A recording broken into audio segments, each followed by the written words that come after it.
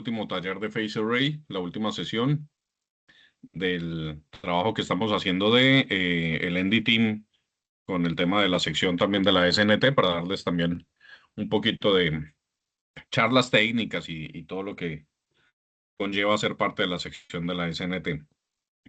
Como hemos visto en los dos primeros talleres, pues vimos tecnología del arreglo en fase, palpadores, principios, barrido electrónico, focalización y en esta sesión vamos a enfocarnos en la presentación de las señales, las visualizaciones como tal y calibración. Si de pronto nos rinde un poquito, entramos en el tema de caracterización y dimensionamiento de efectos, que también es importante, pero pues eso nos consumiría mucho más tiempo.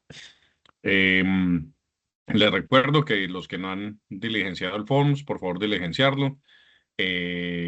No más de una semana espero estarles enviando el certificado de participación a cada uno de los que estuvo presente.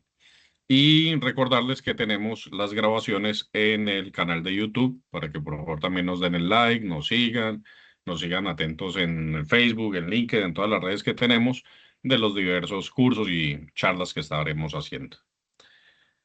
Sin más preámbulo, vamos a darle inicio. Me confirman si están viendo la pantalla. Sí, todo ok. Perfecto. Hoy sí estoy medianamente solo en la sala. Igual yo tengo acá una pantalla donde me está mostrando quiénes están y si levantan la mano, pero como recuerden que las reglas son muy simples. Si tienen alguna duda, abren el micrófono, hacen la pregunta para que no nos avancemos en el tema con dudas. ¿Listo? ¿Cuáles son, o sea, cuál es la finalidad de la visualización que tenemos nosotros en ultrasonido? En ultrasonido estándar, normalmente tenemos lo que es la visualización del iScan, perdón, le quito el audio a esto. Entonces, nosotros es como la forma en que estamos viendo los datos. ¿Por qué podemos decir que el ultrasonido es un sistema volumétrico? Porque gracias a la forma en la que viajan las ondas, nosotros tenemos tres datos o tres posiciones que nos dan una volumetría. Tenemos una posición con respecto a la soldadura, tenemos un ángulo que nos da profundidad y proyección y tenemos un desplazamiento sobre el material, que eso nos da la posición en 3D. ¿Con esto qué quiere decir? Que nosotros podemos tener altura de las indicaciones, posición con respecto al eje de la soldadura, posición circunferencial o longitudinal de la soldadura.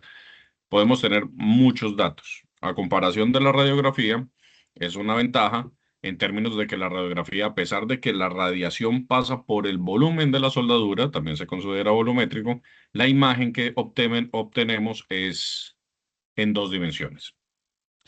¿Qué ¿Qué imágenes son las que comúnmente se manejan en ultrasonido? Vamos a tener el A-scan, el B-scan, que son imágenes bidimensionales, y el C-scan y el D-scan nos dan una percepción volumétrica del barrido.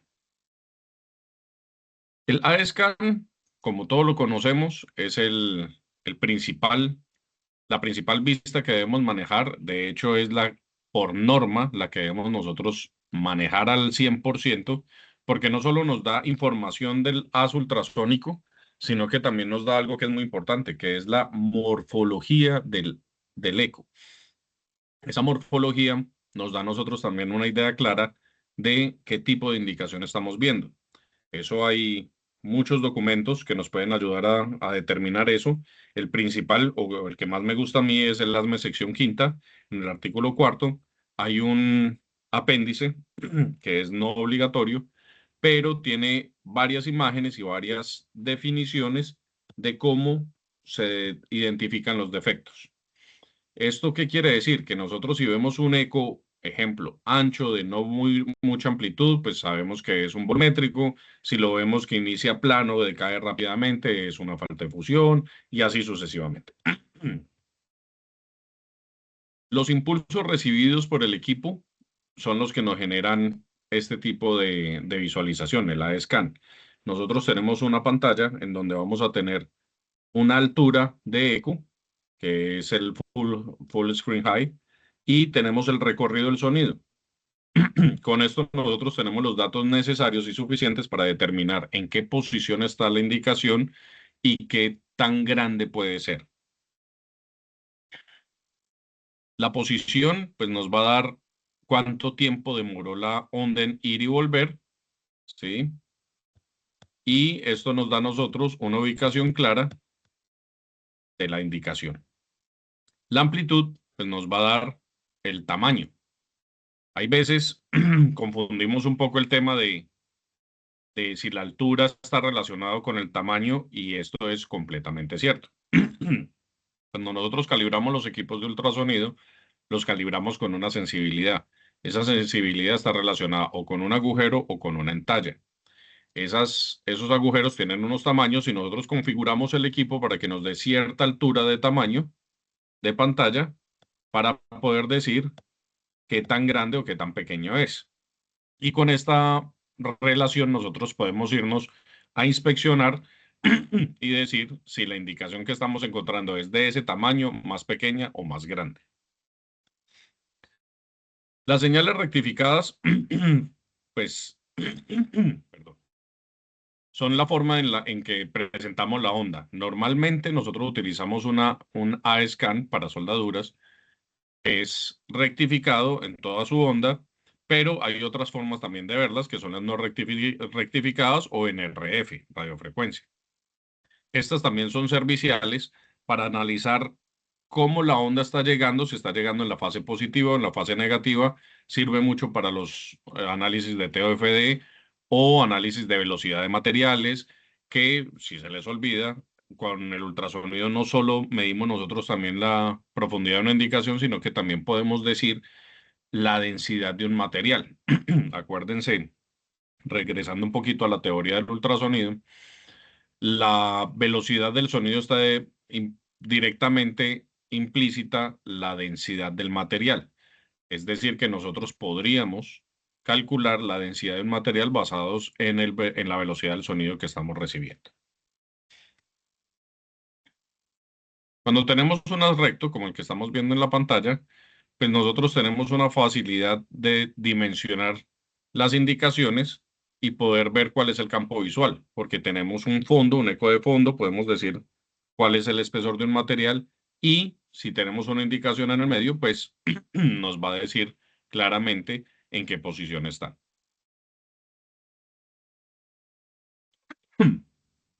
Para esto también nos puede decir a nosotros lo que hablábamos en la sesión pasada, cuando tenemos la resolución axial o la resolución espacial, esta es la resolución espacial, es la capacidad en un solo punto del palpador identificar dos indicaciones que están en el mismo recorrido del sonido, pero en puntos diferentes o un poquito separados uno del otro.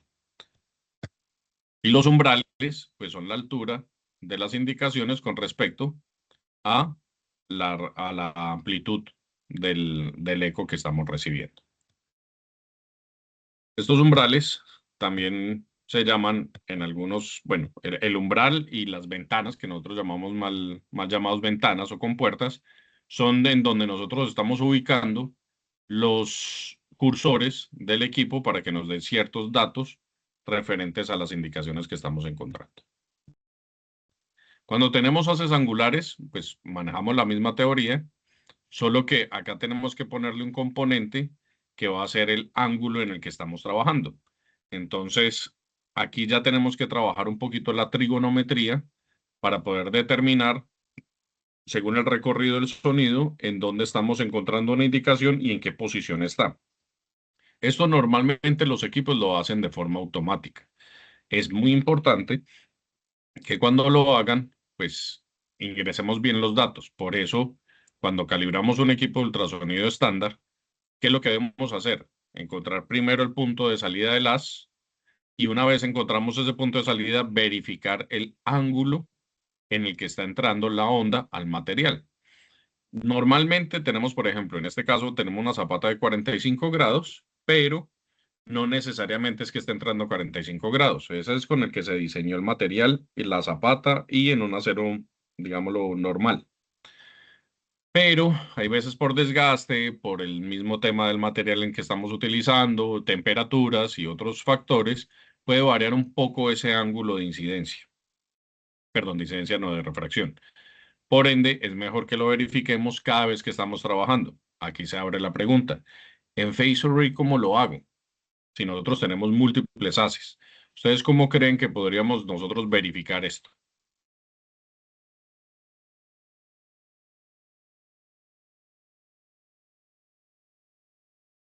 Y a uno que me aturde.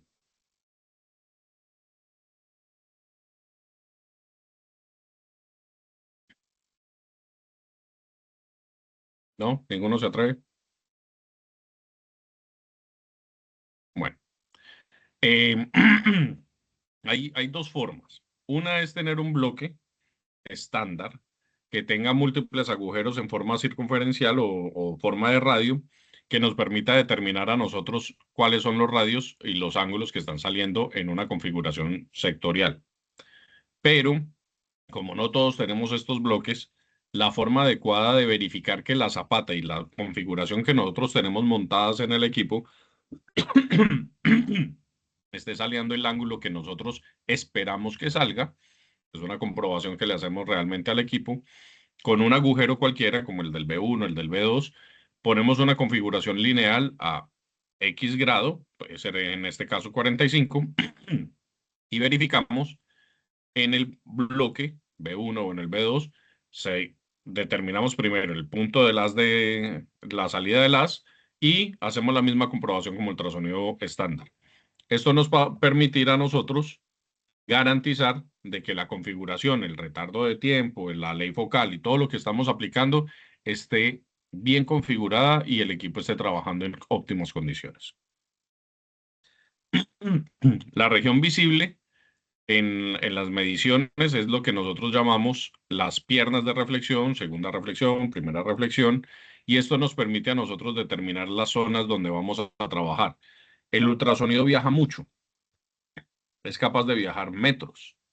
Por ende, es mejor que nosotros configuremos los rangos de trabajo de una forma muy específica para no tener información que no es deseada. Cuando trabajamos en ultrasonido estándar o o phase array, pues tenemos que tener muy claro dónde es que vamos a estar viendo nosotros las señales de respuesta y las geometrías. Entonces, verificar los puntos de primera reflexión, segunda reflexión, son muy importantes para que no tengamos como una mala interpretación de la posición de las indicaciones. Ya cuando tenemos el phase array, pues va a funcionar de la misma forma que un ultrasonido estándar, solo que no vamos a tener movimiento del palpador. En este caso estamos haciendo como una medición de espesores, como un haz recto.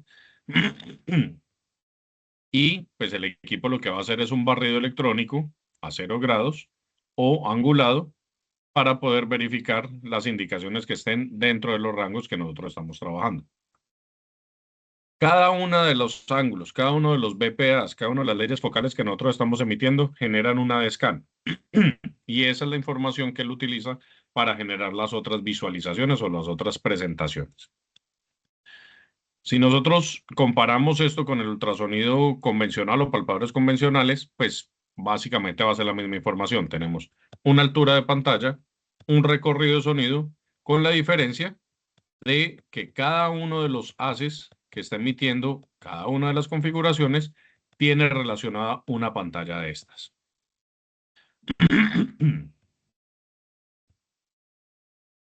Ahora, vamos a utilizar esa información para hacer un corte de la pieza como tal. Esto que nos permite se llamaría una vista B-scan y es como si nosotros cortáramos por donde está viajando la onda y tenemos la vista lateral de ese corte. Eso nos va a permitir a nosotros tener una imagen del ancho del material o del espesor del material, más bien, y la ubicación de las indicaciones. No necesariamente se van a graficar así como están estas gráficas en ese momento. ¿Qué quiere decir?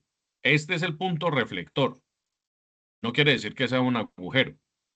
Siempre que nos dé este reflector, nosotros tenemos que analizar con mucha precaución si es un agujero, si es, por ejemplo, si estamos haciendo medición de espesores, si va a ser un inserto, una laminación, una corrosión, porque tenemos que determinar qué es lo que está haciendo que la onda golpee acá y vuelva y suba y no llegue hasta el fondo, para que no lo olviden. No todo lo que medimos en espesores va a ser un reflector de pérdida de espesor. Puede ser un inserto, puede ser una laminación, una inclusión. En los sistemas convencionales, pues podemos hacer este tipo de barridos, como los Dakota, los Olympus 37DL, nos van a dar imágenes así, pero cuando tenemos encoder o los podemos codificar, pues nos va a dar una medida mucho mejor. ¿Qué quiere decir esa imagen que nos estaba mostrando ahorita? Que el eco o la onda del ultrasonido viajó y golpeó a cierta distancia o cierto tiempo de recorrido de sonido, y es lo que nos hace llenar una barra de rellena de hasta dónde llegó la señal. Con eso podemos generar la imagen de sección transversal de toda la superficie. Cuando la unimos, pues nos va a dar una imagen así.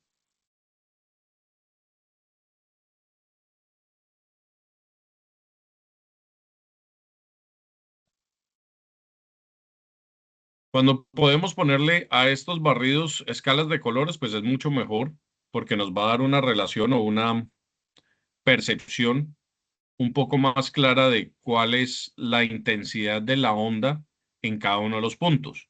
Por eso, insisto que no necesariamente tienen que ser agujeros, podrían ser una perforación de punta redondeada que nos va a dar esa misma reflexión.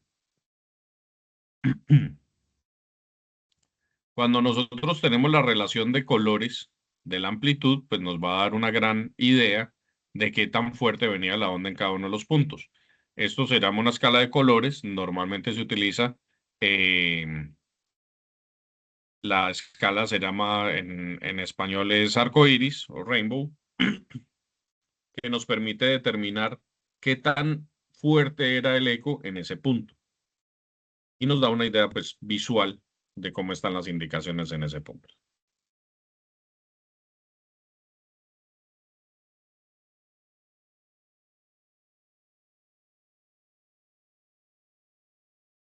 Cuando ya tenemos esa información en cada uno de los puntos, él puede unir esa imagen y nos da una imagen completa, una sección del área que nosotros estamos deseando inspeccionar. Eso se puede hacer por medio de codificadores o encoder, o solamente con el barrido del phase array completo, el palpador completo. Cuando hace el movimiento, pues nos va a dar un área de inspección.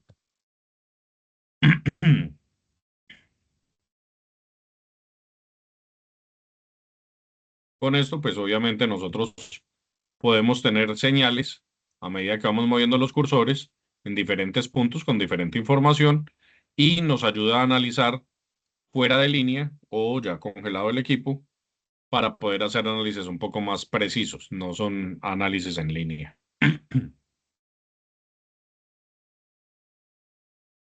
Llevándolo del ultrasonido estándar al ultrasonido phase array, básicamente estamos reemplazando el movimiento que se hacía con el palpador estándar. No tenemos que mover ningún palpador, solo él hace el barrido electrónico y nos va a dar los datos de cada uno de los puntos en las pantallas y pues con la misma información que teníamos ahorita. Vamos a mantener los reflectores, el área de inspección, y vamos a dar los mismos puntos.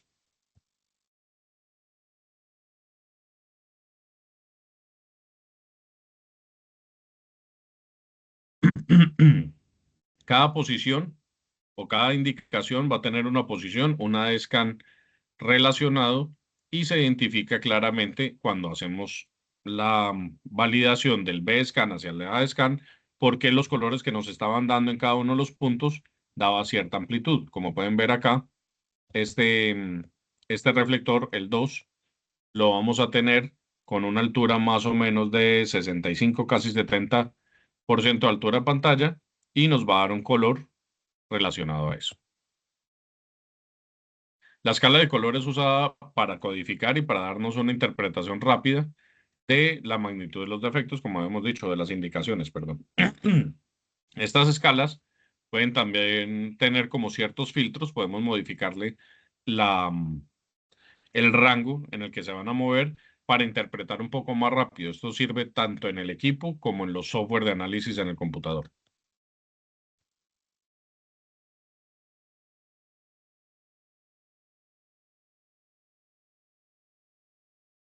Pero le doy ingreso a... ya. Cuando tenemos haces angulares, pues simplemente es coger la información y angularla, darle la trigonometría que está utilizando. En este caso, al angular el haz, pues vamos a tener los mismos reflectores porque son agujeros y los vamos a poder ver en la pantalla de la zona o el área que nosotros queremos ver. Adicional, como pueden ver, había una indicación que no veíamos antes y acá sí la vamos a poder ver porque el ultrasonido funciona como un espejo. Quiere decir que cuando golpean la parte inferior del material, él se va a reflejar, va a devolverse en el mismo ángulo, entonces tenemos la capacidad de tener proyecciones de las señales. Este es el haz, así viaja realmente, y la equivalencia ideal va a ser esta primera reflexión. Cuando lo vemos en el B-Scan, pues va a funcionar así. Es importante que tengan claro y muy bien codificado el equipo para tener los espesores de los materiales adecuados. Obviamente estas líneas son referenciales, no son precisas o no son la última voz. Quiere decir que pueden variar un poco porque los espesores de los materiales también varían por su fabricación, no necesariamente son estables. Ejemplo, un material de 953, un tubo de 953, no quiere decir que sea 953 en todo su cuerpo. En algunas partes puede subir a 970 o bajar a 940, 950. Entonces, esta línea es de referencia, pero sí nos da una idea clara de que el punto 4 no está en la primera pierna, o sea, no quiere decir que está en la primera reflexión, sino que está en la segunda reflexión o en la proyección del ultrasonido. Perdón. Pasó.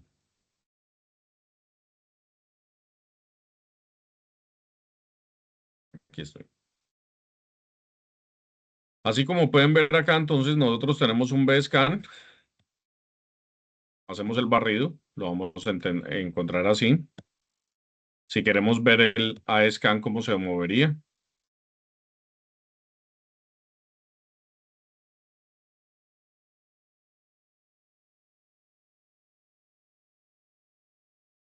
Él se va moviendo así. Físicamente así es como él adquiere todos los datos.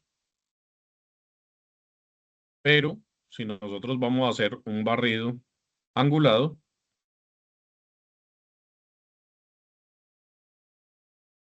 él va a cambiar la imagen así. Entonces es muy importante que tengan claro que cada vez que nosotros hagamos estas modificaciones, cada una de estas líneas azules es una ley focal, es una configuración única del equipo y nos va a dar la información de cada una de esas líneas. Aquí nosotros podemos ver la indicación, su punto máximo de la indicación, y esto nos sirve para hacer los cálculos y análisis de profundidad, altura y demás información que necesitamos. Ya vamos a llegar a estas vistas.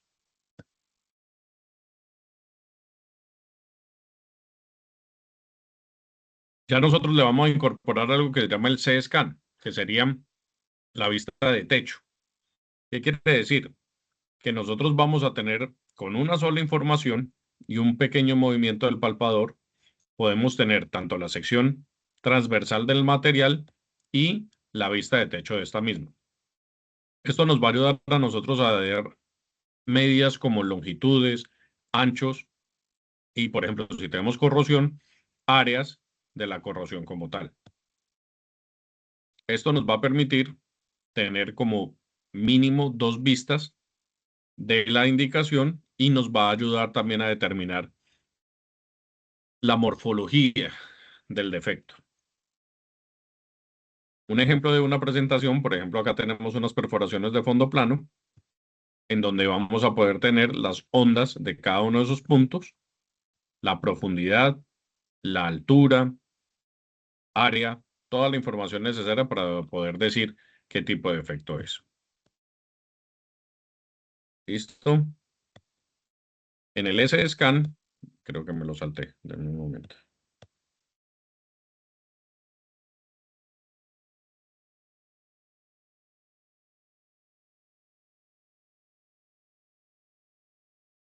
Tenemos la vista D-Scan, que es la vista frontal del haz ultrasónico.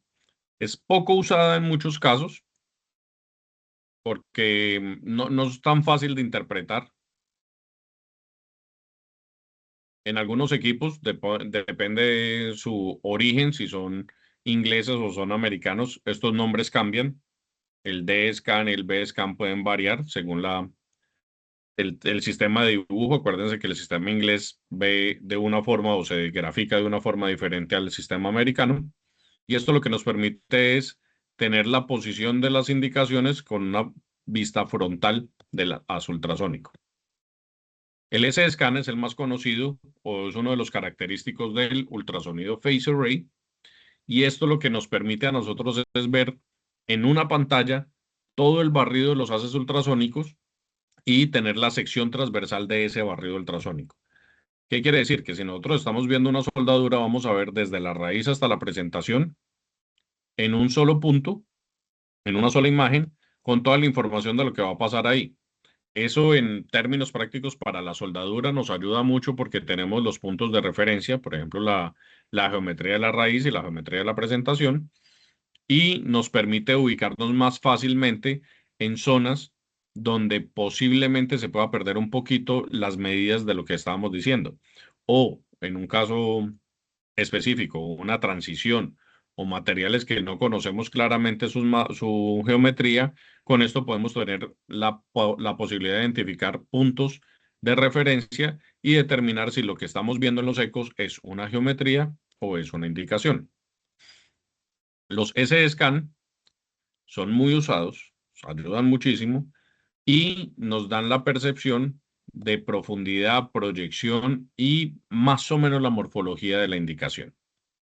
El uso típico, pues obviamente va a ser de efectos ligeramente angulados, como en este caso los está mostrando, pero tienen que tener en cuenta que el ultrasonido siempre va a depender de que los ecos o las indicaciones estén perpendiculares al ángulo del haz. ¿Qué quiere decir esto?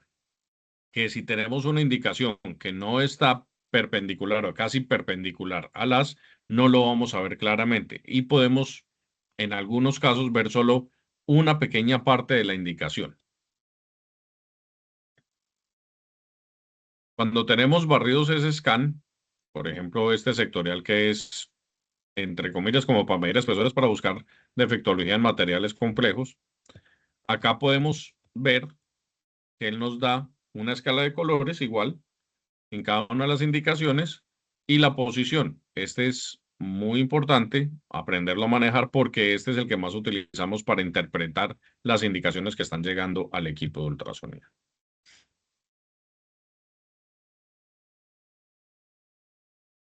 En este tipo de barridos o tipo de visualizaciones hay que tener en cuenta que estas medidas sí son reales. No todas las medidas que nosotros tengamos en las visualizaciones son reales. Hay visualizaciones como la B-Scan en algunos equipos que es no corregida. Hay que tener la diferencia entre imágenes corregidas y no corregidas. Las imágenes corregidas son las que nos dan una percepción de la profundidad ya ajustada y las no corregidas son las que no tienen esa percepción. ¿A qué me refiero? Si yo tengo este ángulo, este BPA angulado, acá me está dando la profundidad corregida, o sea, la profundidad real. Pero hay unos equipos que cuando yo pongo la vista B, él me está graficando es la proyección completa de este haz hacia el lado de la línea real. Eso en descriptivo se llama la línea real. ¿Qué quiere decir? Que la profundidad que me está dando no está relacionada con esta escala, sino que me está dando es el recorrido de sonido. Él hace una corrección en los números, más no en la vista. Y por lo menos en esa vista no podríamos medir la altura de la indicación porque lo que me está dando es el ancho de este haz, o sea, este ancho de este eco.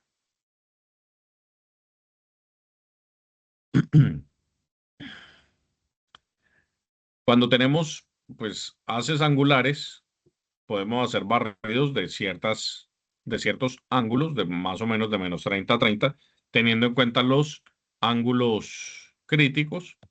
Y cuando tenemos una zapata, tenemos que tener muy en cuenta los ángulos de la zapata, porque los ángulos de la zapata también limitan la vibración del palpador. Normalmente estas limitaciones son de 15 grados más o menos. Eso quiere decir que si tenemos una zapata de 55 grados de ángulo natural, vamos a poder hacer variaciones desde 40 grados hasta 70 grados. Si excedemos esos ángulos, vamos a generar ruidos o unas imágenes que no son las más limpias para poder hacer interpretaciones. No es que no se puedan, es una recomendación que da el fabricante para que no llevemos al límite el equipo. Y pues las indicaciones van a tener cierta morfología según la indicación que estemos encontrando. Como pueden ver, este reflector de acá, todos son agujeros. Este reflector está inclinado en cierta parte, perpendicular al haz. Y como pueden ver, si yo pongo otra vez el ángulo de este haz aquí, esta indicación está perpendicular al haz. No quiere decir que esta indicación esté inclinada y esta esté inclinada y esta está en otra inclinación. Quiere decir que la reflexión que estoy recibiendo de cada uno de estos reflectores es perpendicular a lo que estoy emanando yo con el ultrasonido y me va a dar la gráfica de eso.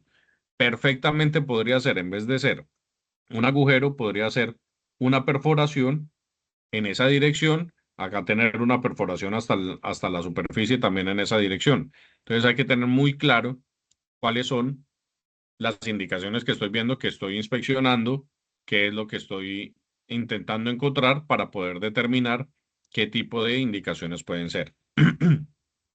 La otra claridad que deben tener es estos ángulos de acá, estas indicaciones de aquí, empiezan a aparecer en el ancho del haz. Nuevamente les recuerdo, el ultrasonido no es una línea recta delgada, es un cono que va viajando en el material.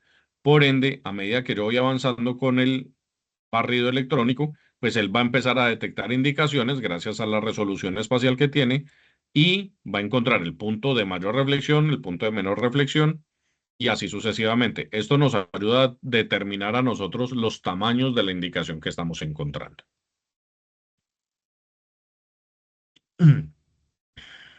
Cuando hacemos el S-scan, también puede ser extendido, como lo veíamos en el B-scan, y esto nos permite ver a nosotros varias reflexiones, muy útil para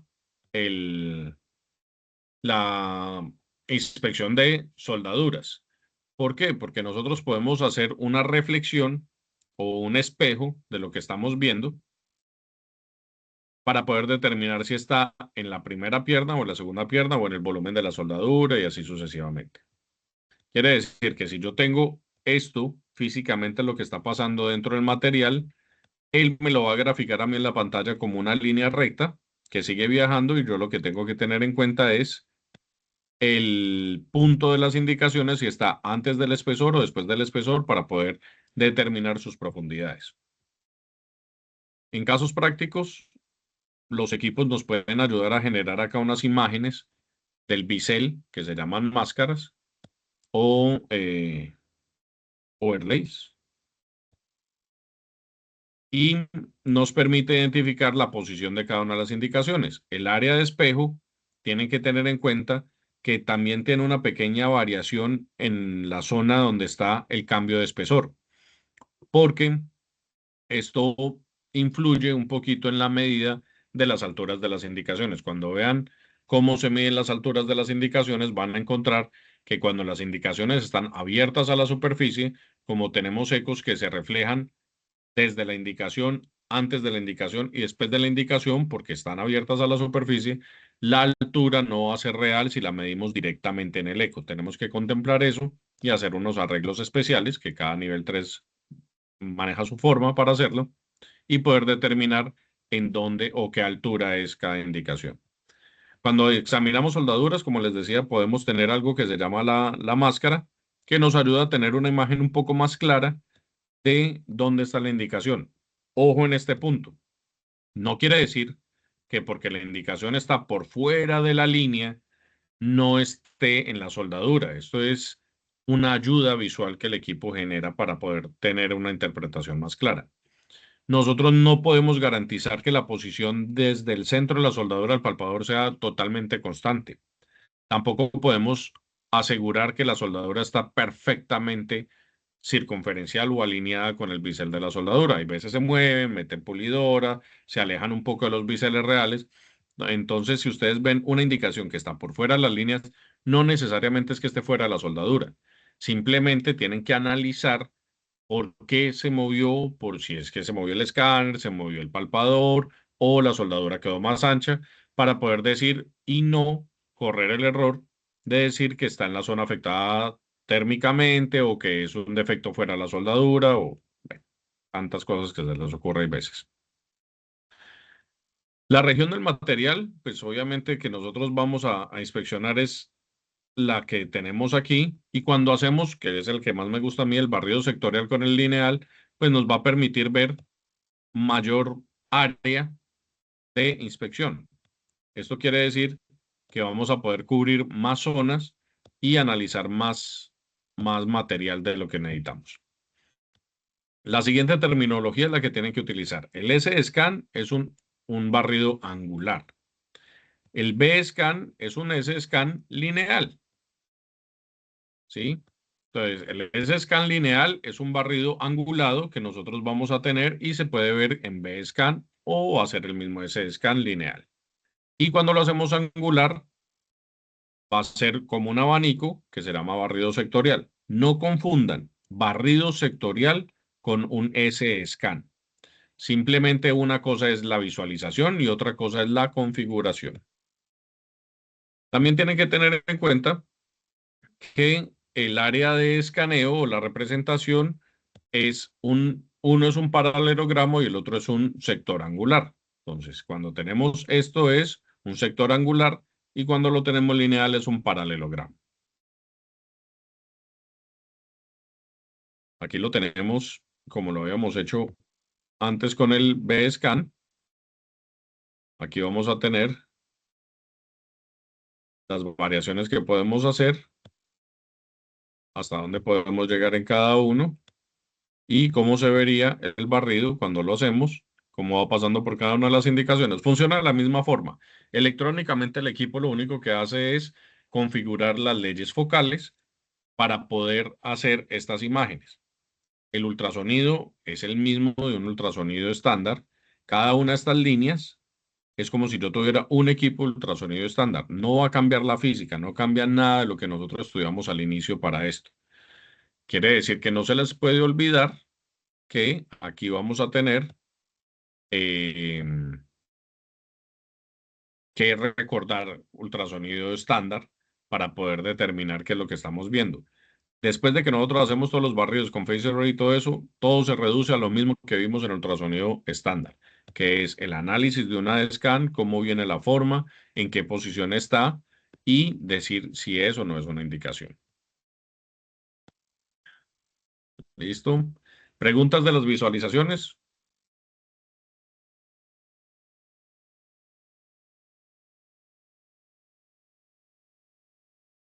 ¿Todas las manejan? Estoy solo en la sala. Sí, Inge, correcto. Gracias, John, por dejarme solo. Muy bien. Ahora vamos a hablar un poco de las calibraciones, porque este es un punto importante. Empezando por el mismo término. Nosotros calibramos el equipo en dos, bueno, es que la palabra calibración tiene muchas aplicaciones. Cuando nosotros estamos hablando de ultrasonido, tenemos una fase de calibración, que es cuando cogemos inicialmente el palpador, lo montamos en la zapata, hacemos una configuración y vamos a calibrarlo. ¿Qué quiere decir calibrarlo? Es como setearlo o organizarlo para que todo lo que yo quiero hacer esté acorde a una norma o un estándar y sea lo más estable posible.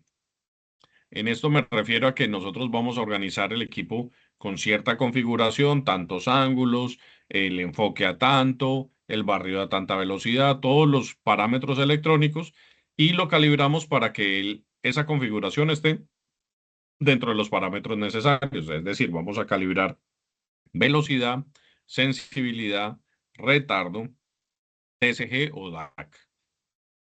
Pero después de que nosotros hacemos esa calibración, cada vez que vamos a hacer una inspección, o apagamos el equipo, o cambiamos un cable, o cambiamos el operador, o según lo que diga el procedimiento, lo que hacemos es una verificación. Entonces, recordemos un poquito el calibración de equipos estándar. Primero lo que hacemos es verificar el punto de salida. Después del punto de salida verificamos el ángulo en el que está refractando el haz ultrasónico. Después de que tenemos eso, vamos y calibramos retardo y velocidad. Y nos vamos al bloque de sensibilidad y calibramos la sensibilidad. Después de que tenemos eso ya listo, guardamos el archivo, podemos apagar el equipo tranquilamente y en el momento que vamos a hacer la inspección, lo que hacemos es iniciar el equipo, ponemos la configuración y verificamos que la sensibilidad no se haya movido y con eso ya es más que suficiente. En Phase Array es muy parecido. Vamos a hacer lo mismo, una configuración, todos los parámetros electrónicos, ponemos todos los elementos, todas las aperturas, enfoques, todo lo que vamos a hacer. Hacemos una calibración para dejar ajustado el archivo, guardamos ese setup o esa configuración y una vez vamos a empezar a hacer las inspecciones, lo que hacemos es una verificación, estática o dinámica, no importa cómo la hagan, pero tienen que verificar que el equipo está funcionando de la misma forma. ¿Qué se verifica en esto? No solo que la configuración no se ha dañado por el movimiento, desplazamiento, prender o apagar el equipo, sino que también todo el complejo o todo el match de la zapata con el palpador, el agua, tornillos, todo lo que estén configurando esté adecuadamente ajustado. Tenemos bloques de calibración de varias formas. Tenemos bloques de calibración ASME para materiales planos, para materiales curvos, que pueden ser con agujeros de fondo plano o agujeros de agujero lateral y tienen diferentes medidas. Por ejemplo, este es un bloque ASME para materiales planos, no lo confundan. En muchas personas normalmente se confunden cuando ven el ASME sección quinta, que hay un plano, un bloque que es plano y lo utilizan para tuberías. Ese es non-piping y hay bloques que es para piping. Entonces, este es un bloque que nos permite ajustar la sensibilidad, construir una DAC o construir curvas de calibración. Tienen diferentes agujeros de diferentes tamaños y según el espesor o lo que nosotros vayamos a inspeccionar, podemos poner nuestra sensibilidad a agujeros más grandes o agujeros más pequeños. Según el reflector que utilicemos, la sensibilidad del equipo está o más alta o más baja. Cuando tenemos un ajuste de sensibilidad, lo que hacemos es verificar un reflector.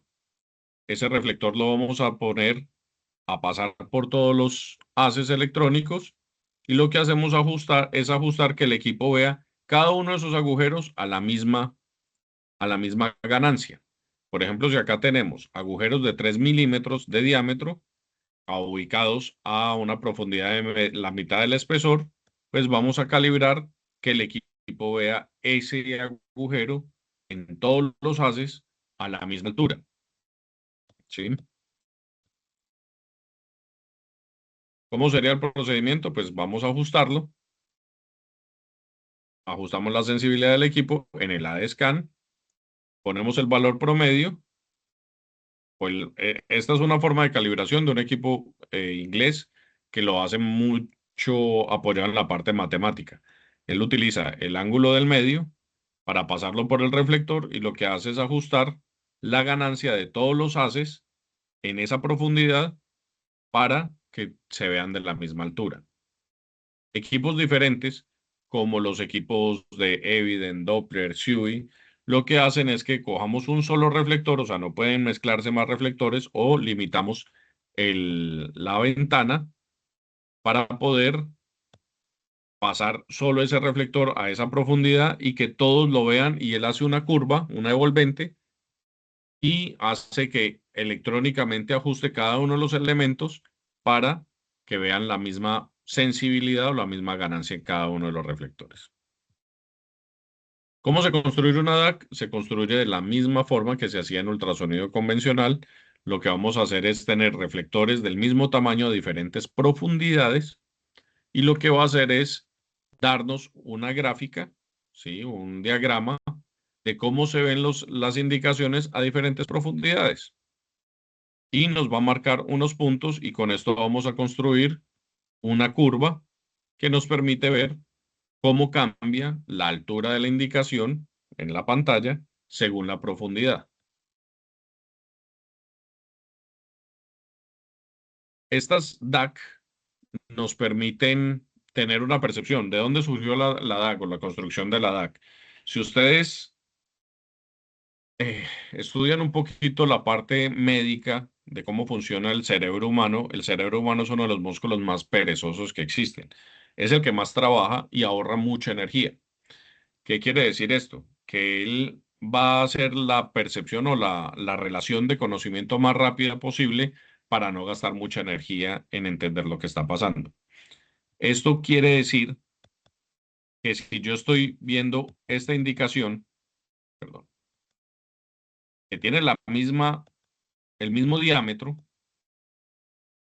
en este punto, lo estoy viendo a una altura de pantalla más o menos del 50%. Yo sin mover el palpador, voy a mover el ángulo, voy a ver el mismo agujero a una profundidad más cercana, cambia su altura y si lo veo en otro ángulo, cambia su altura. No es que el agujero haya cambiado su tamaño, solo cambió su profundidad. Quiere decir que a medida que va viajando la onda ultrasónica, él va perdiendo un poquito de fuerza, por eso es que se ve más pequeño el eco. Pero la mente, como lo asocia rápidamente a que esta es la indicación que yo tenía como referencia, entonces él va a decir que esta indicación estaba en 50, es más pequeña. Es la forma de pensar, es la forma de procesar la información. Por eso surgen las curvas DAC. Las curvas DAC lo que nos ayuda a nosotros es ver, si lo puedo poner aquí,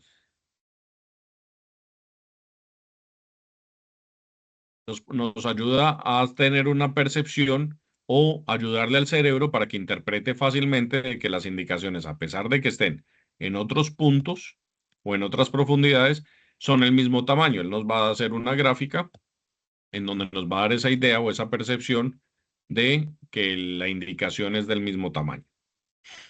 Eso no solo funcionaba mucho antiguamente, sino que permitía que tuviéramos una ayuda gráfica en campo y evitar cometer errores.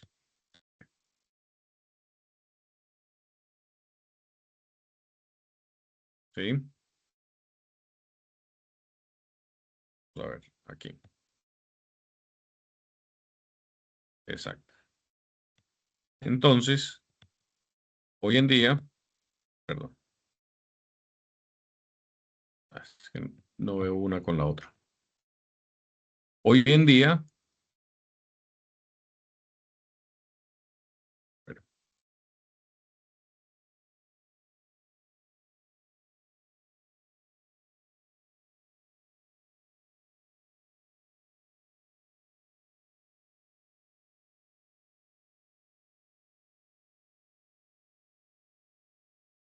aquí está. Hoy en día, el equipo lo que nos ayuda es, por medio de una TCG, es equilibrar esas ganancias para que no haga una curva de caimiento, sino que haga una compensación de ganancia a medida que va recorriendo el sonido para que las indicaciones se vean todas del mismo tamaño en altura de pantalla. Eso disminuye el error mental que nosotros generamos por ver indicaciones de menor tamaño y asociarlas con que están más pequeñas de lo que deberían estar. Por cada imagen que nosotros tengamos, pues vamos a tener la curva y esas curvas van a variar por los ángulos. Si hacemos ultrasonido estándar, vamos a ver que las DAC cambian mucho y cuando lo hacemos en un equipo de phase array, él nos ayuda por cada uno de los haces, pero también va a variar el tamaño de la gráfica según el haz de incidencia de refracción. Así son las curvas, más o menos, generalmente, en el ultrasonido. Tengan en cuenta que las, las indicaciones o las curvas cambian no solo por el ángulo, o bueno, sí por el ángulo, sino que no es solo porque estamos cambiando el ángulo, sino porque la cantidad de material o la cantidad de partículas que nosotros pasamos a 40 grados o a 60 grados o a 70 grados es diferente basados en el tamaño del cristal metalográfico que tenemos en cada una de las partículas. La posición de los átomos varía según la inclinación del haz ultrasónico. Entonces, no solo cambia la dispersión, la divergencia, sino que también cambia un poquito la velocidad del material.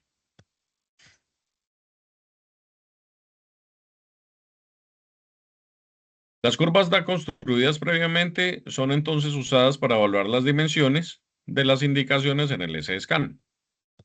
¿Qué quiere decir eso? Que eso nos ayuda a nosotros a interpretar si la discontinuidad es del mismo tamaño o no es del mismo tamaño, sin importar la profundidad que tenga.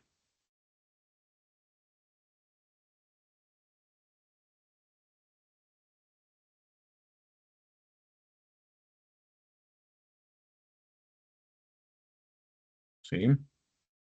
Cuando tenemos la curva DAG, entonces vamos a tener, según el ángulo, él va a asociar la curva DAG de ese punto y nos va a dar a nosotros la referencia de ese. Y podemos evaluar el tamaño. En términos prácticos, quiere decir que una indicación que esté aquí a menor profundidad o en esta que tiene mayor profundidad, pues él debería graficarla.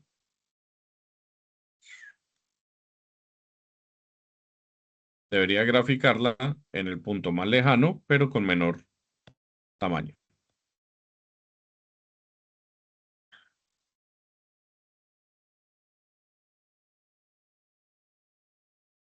Cuando tenemos una adquisición como esta, pues la resolución lateral, las curvas de calibración, son lo que nos ayuda a nosotros a tener claramente los puntos de cada uno de los reflectores y poder definir su profundidad, su tamaño, poder tener un poco más claro cuáles son los ajustes que debemos tener en el equipo.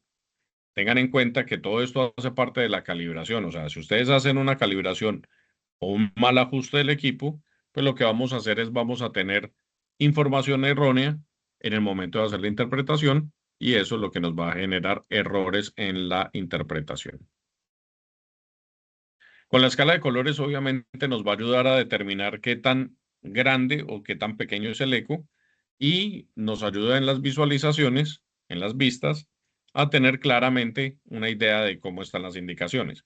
Según los códigos, normas o estándares, algunos nos permiten inspeccionar por encima de 20% de altura de pantalla, otros por 40, otros por 80.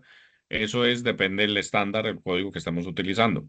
Nosotros podemos utilizar estos filtros para poder decir si vamos a interpretar solo indicaciones que estén, acá un ejemplo, por encima de 75% de altura de pantalla, pues lo que nos quede es lo que vamos a interpretar y lo que está por debajo no tenemos que revisarlo, no es obligatorio revisarlo en términos prácticos. Los cursores nos permiten determinar las alturas del reflector, no del eco, y nos pueden también dar una ayuda para decir qué tan alto, pues qué tipo de efecto puede ser. Cuando es sectorial, por ejemplo, en una soldadura, nosotros lo que tenemos que interpretar es de toda esta reflexión, de qué parte a qué parte vamos a medir. Ahí aplicamos algunos criterios, en algunas partes utilizamos la caída de 6 decibeles y así sucesivamente. Y eso es lo que tenemos que hacer con estos gráficos, poder determinar cuál es el tipo de indicación. Una ayuda que pueden utilizar ustedes en el computador, más que en el equipo, que es un poco más complicado de utilizar, es si este reflector está, ejemplo, a 200% de altura de pantalla, como está marcando aquí, digamos, por decir algo, la caída de 6 decibeles para la altura de la indicación sería bajar esto al 100% y yo puedo marcar mis cursores desde donde empieza este hasta donde termina este para determinar la altura de la indicación. Como pueden ver, no necesariamente es desde este borde hasta este borde, sino que utilizo la caída de 6 decibeles para poder determinar la altura de la indicación. Para determinar las resoluciones laterales se utiliza mucho lo que es parte de las DAC y nos ayudan a determinar por medio de alturas aparentes, y eso es lo que nosotros utilizamos para garantizar o verificar que el equipo tiene una resolución lateral buena. No se hace muy común, no es que tengamos que hacerlo a toda hora. En realidad debería ser un trabajo más del nivel 3 cuando hace toda la configuración y calibración del equipo, que es el que debería estar como presente en esos casos, porque es el que tiene que demostrar su procedimiento como tal. Una vez lo termina, lo hace todas estas validaciones y garantiza que tenemos, aparte de una buena configuración del equipo, un buen setup, vamos a tener una buena resolución lateral o espacial.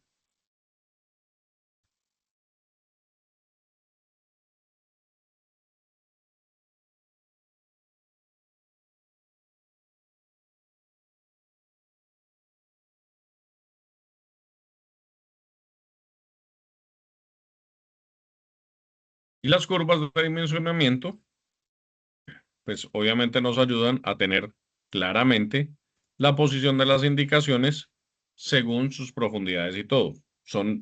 Pues vienen también de la misma DAC. En barridos sectoriales hacen una correlación del eco con respecto al ángulo. Y todas estas gráficas son las que uno puede generar o hacer para hacer análisis adecuados de cómo hago los bloques de calibración, cómo hago los procesos de calibración, cómo puedo ajustar el equipo adecuadamente para ver ciertas indicaciones con respecto a el trabajo a realizar.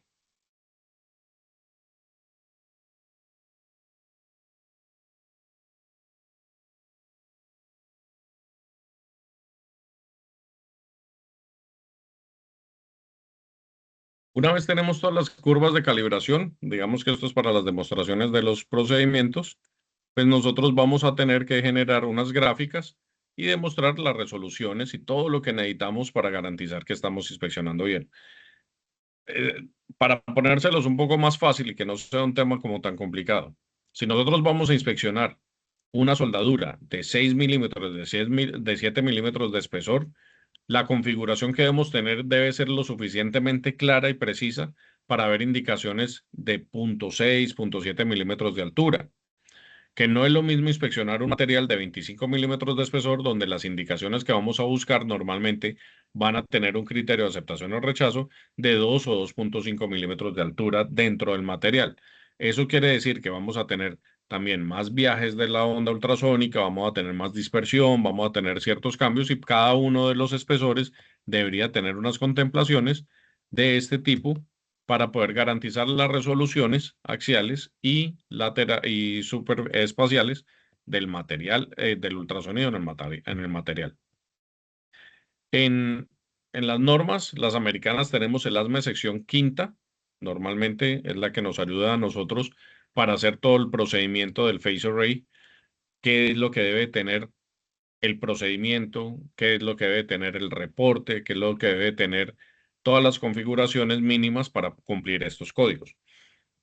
El ASTM E2491 nos ayuda a verificar cómo está funcionando el equipo, y el ASTM 2700 nos permite hacer, es la práctica estándar de cómo se hace la inspección de soldaduras cuando es por medio de ultrasonido en contacto.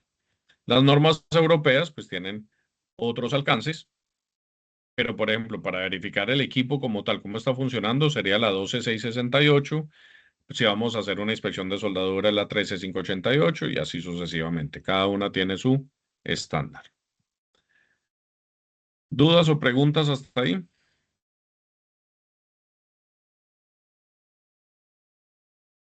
Perfecto, ingeniero. Listo. Bueno, señores, entonces cumplimos lo que habíamos dicho. Todavía nos quedan 15 minutos. Vamos a hablar. Voy a darles la parte de tipos de defectos, de rapidez, para que no quedemos así iniciados. Los métodos de dimensionamiento que podemos tener están determinados en el procedimiento como tal. Ustedes tienen que seguir mucho el procedimiento, pero acá la idea del dimensionamiento es que tenemos que encontrar primero el tipo de defecto y el fenómeno ultrasónico específico, o sea, el tipo de morfología que nos está generando una indicación.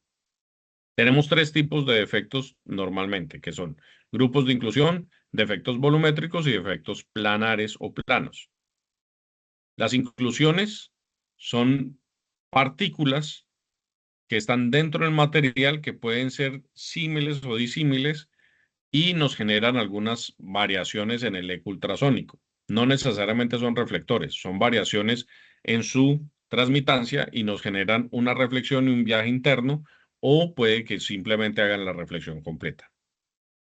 Esto obviamente nos ayuda a evaluar también la parte de la DAC o la TCG que hagamos para poder verificar qué tipo de efectos son. Tenemos los defectos volumétricos.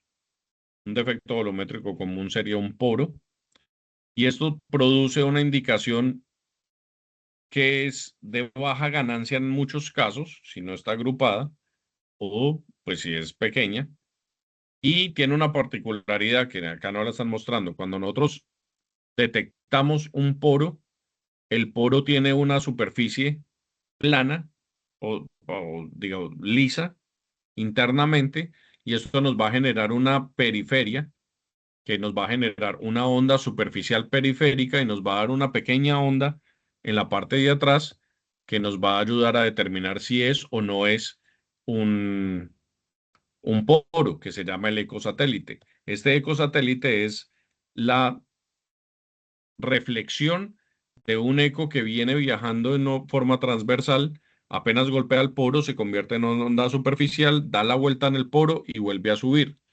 Esa distancia que hay de este punto a este punto sería el perímetro del poro, medido a velocidades de ondas laterales, por si acaso. Y los defectos planares son estos que nos van a dar una reflexión en el haz de la forma perpendicular del haz y nos da una idea clara de qué tipo de efecto es cuando vemos el AESCAN. Cuando vemos el AESCAN de esto, tiene unas características especiales que van a hacer que son ecos un poco más planos, más fuertes, no tienen tantos picos, no son anchos, porque los defectos volumétricos tienden a ser anchos. ¿Cómo los vamos a dimensionar? Pues hablábamos un poquito de la ley de los 6 decibeles. La ley de los 6 decibeles está basada en que es en el punto en que el haz ultrasónico está cubriendo la mitad de la indicación, o sea, donde empezaría la indicación, y al otro lado sería el punto donde termina. En los defectos de volumétricos simples es un poco más complicado. Acá los está mostrando un poquito exagerados en su ganancia porque los poros normalmente no son tan grandes o no nos va a dar tanta reflexión, pero la forma de dimensionarlos es más puntual. Para que lo tengan en cuenta, tiene que ser un poco más puntual. La caída de 6 decibeles ahí no siempre va a funcionar porque lo que estamos midiendo es el ancho del haz ultrasónico. Al ser tan pequeño y va a ser más pequeño que el haz ultrasónico, lo que estamos midiendo es de dónde a dónde va el haz ultrasónico. Pero una forma clara de determinar de que si es un volumétrico es que vamos a tener un ecosatélite. Ese ecosatélite va a estar exactamente detrás del del poro y nos va a dar una idea de que es una indicación volumétrica. Y los defectos planos, pues son un poquito más fáciles de identificar, no tiene ningún eco atrás, a menos que sea una falta de fusión que se va a ver al otro lado. Y nos permite identificarlo claramente altura y posición gracias a los 6 decibeles que vamos a tener. Grupos de inclusiones. En esta parte es un poco complicado. Hay veces poner en criterio común para cómo lo tienen que dimensionar. Porque como las ganancias de estos defectos, acá pues obviamente lo está mostrando exagerado, pero la ganancia de estos defectos no son muy altas, entonces hay veces son punticos muy azulitos, muy bajitos de ganancia, que uno sabe que son porosidades agrupadas, pero pues no podemos determinarlos fácilmente. Hay que manipular un poquito el equipo para poder ver claramente dónde empieza, dónde termina su posición y poder decir si es una acumulación de poros o no es una acumulación de poros o una acumulación de escorias. Hay que basarse mucho también en cómo tenemos la TSG o la DAC creada para poder manejar las escalas de colores adecuadamente y poder determinar su altura, su posición, su longitud dentro de la soldadura como tal.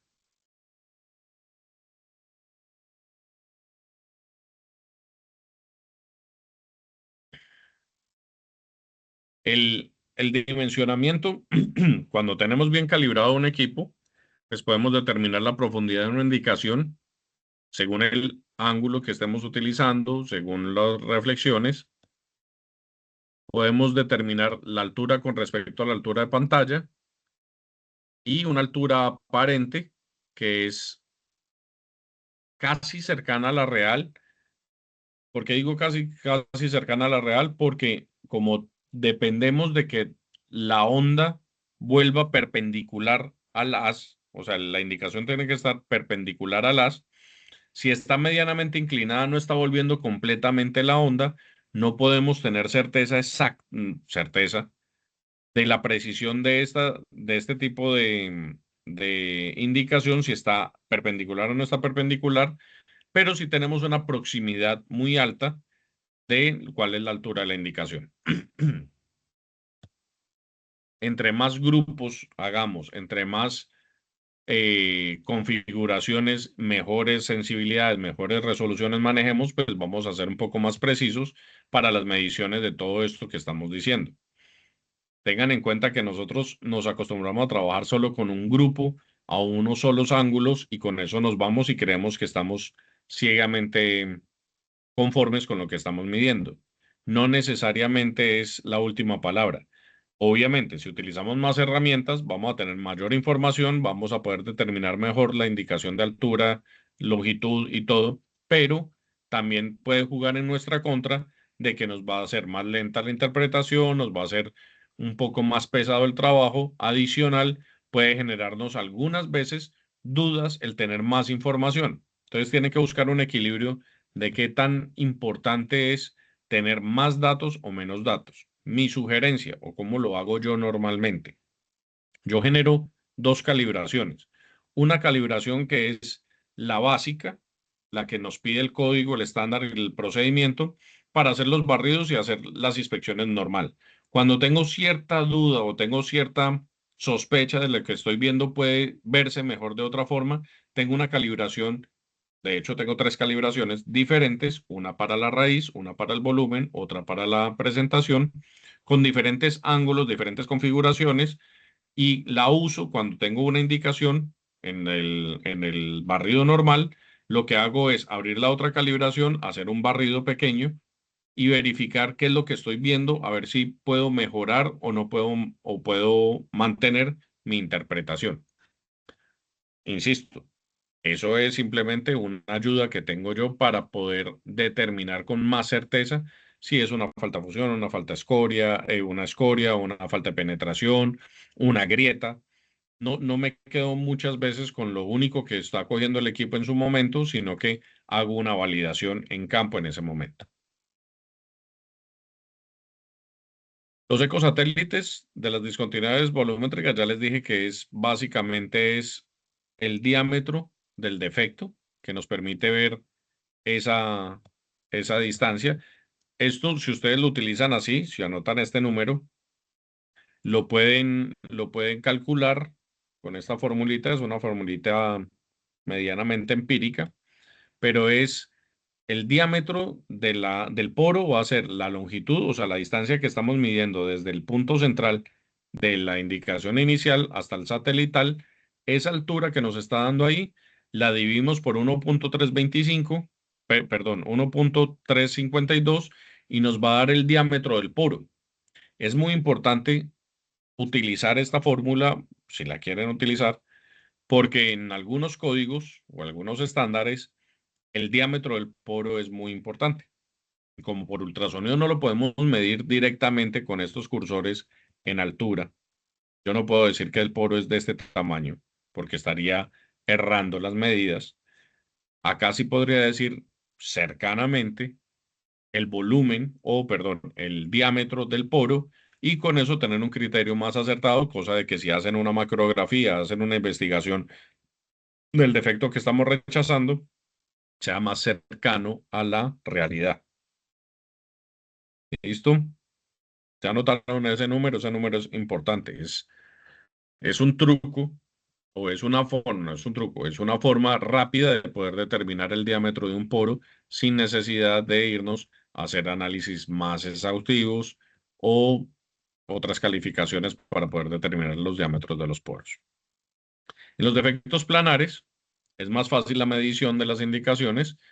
Tenemos los ecos de difracción, en este caso por lo menos nos está dando el mismo defecto, pero que tiene altura y es muy importante que determinen si es un solo defecto o si esta es la punta superior y la punta inferior de una indicación y dónde vamos a ubicar los defectos, perdón, los cursores.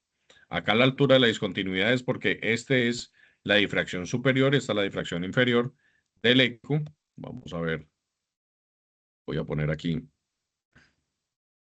una ayuda gráfica.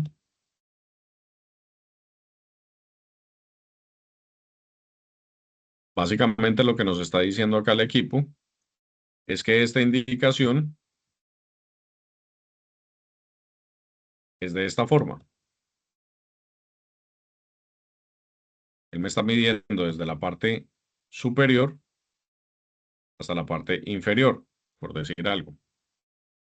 Y así es que se mide la indicación.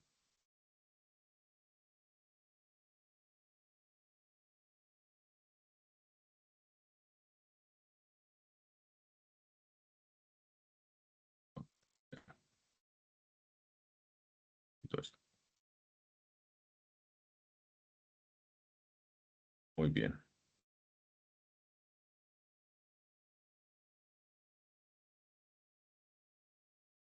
Cuando se trata de pares, de efectos o de efectos planos y de efectos volumétricos, pues vamos a encontrar, por ejemplo, un defecto volumétrico aquí con su efecto satélite y un defecto plano con su difracción.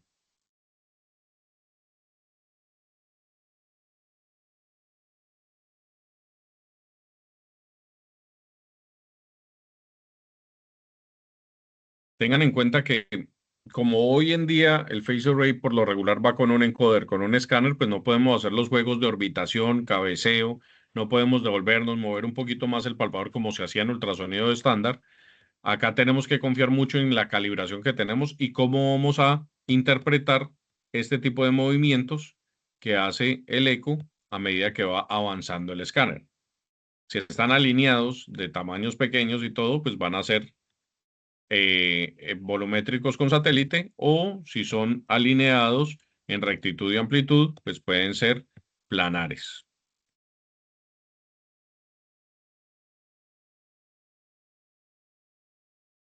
Es muy importante que vean los ángulos con los que se están reflejando los haces para ver si son del mismo punto o no son del mismo punto. Acá es en el volumétrico, se ve claramente que el satélite no da en todo el cuerpo del volumen del volumétrico.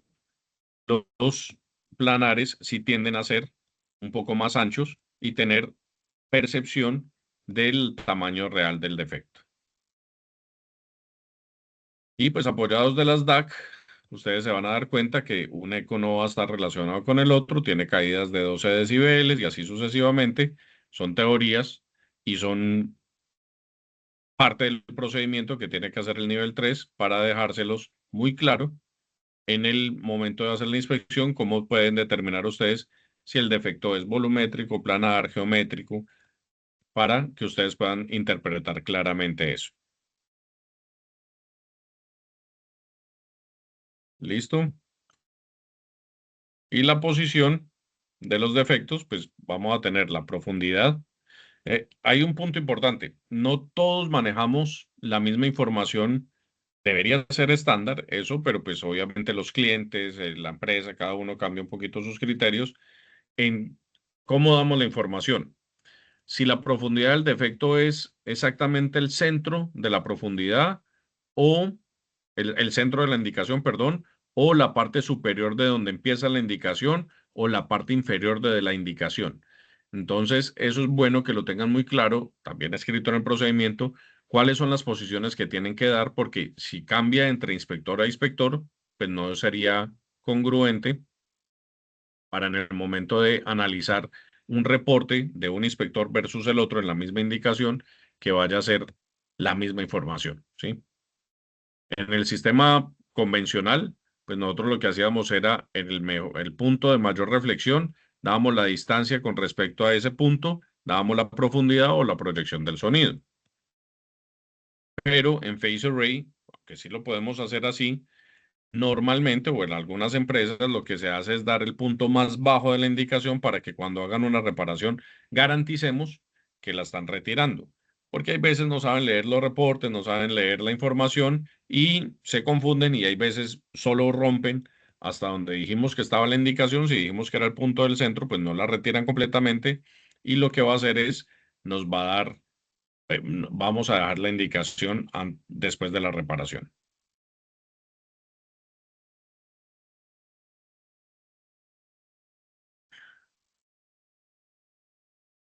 Obviamente el equipo tiene ayudas electrónicas para darnos estas distancias, ya con profundidad, con proyección y todo, pues para que nosotros evitemos tantos cálculos como se hacía en el ultrasonido convencional o estándar.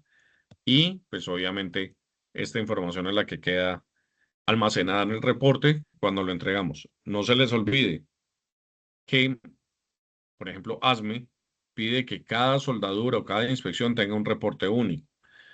API sí nos permite hacer un resumen de las indicaciones o de las soldadoras inspeccionadas, pero en ASME el reporte es mucho más denso.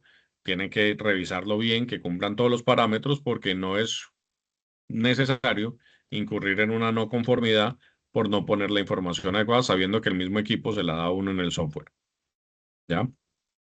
Y las escalas, pues el equipo ya tiene manejado sus escalas, toda la información y todos los reportes vienen ya organizados para darnos esta información así y darnos una imagen clara que se la podemos entregar al cliente para determinar las escalas, la profundidad, la proyección, la posición. Algunos ya nos dan hasta la imagen en 3D de las indicaciones.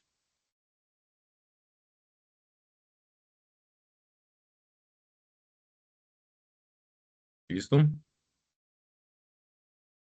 ¿Dudas, preguntas,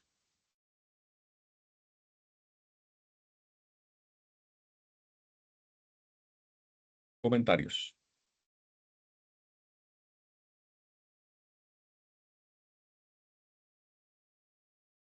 ¿No?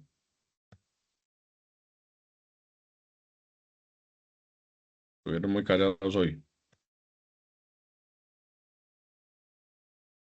No se les olvide diligenciar el Google Form para el certificado. Igual yo comparo los que asistieron en todas las clases para darles el certificado.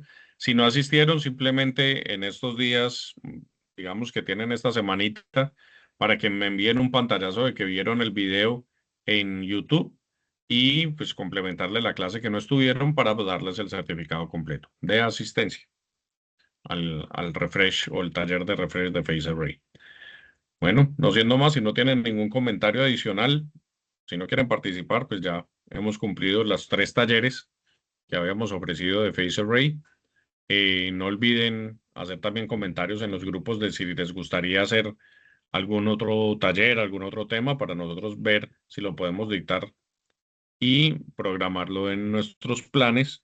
La idea es que vamos a estar dando estos cursos al menos cada 2 meses, diferentes temas, diferente speak. Entonces, para que lo tengan ahí presente, están escribiendo eh, enlace de los videos anteriores. John, los videos están en YouTube. Si usted busca ND Team AMP en YouTube, va a aparecer el canal, se inscribe, da la manito like y ahí están los videos de las últimas dos. Y va a quedar montado este también. ¿Por dónde enviamos el pantallazo? Me faltó la primera clase. Pedro, usted debe tener mi WhatsApp. Entonces, me lo envía por WhatsApp. ¿Listo? Bueno, si no es más, voy a parar la grabación.